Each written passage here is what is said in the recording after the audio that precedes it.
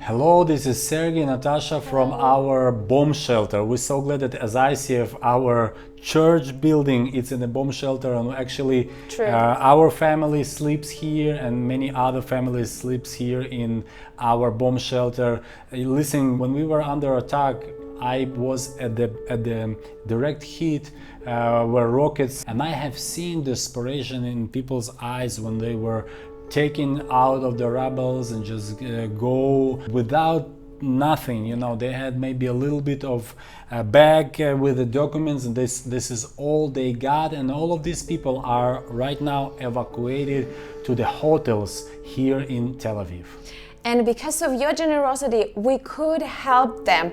We packed the bags with the essential stuff, with the hygiene in underwear, and brought more than 300 people and helped them in such a time as this, that they are sad, they are desperate, they have no hope. We bring them hope, we bring them light, and we want to say special thank you to you all for your generosity and support.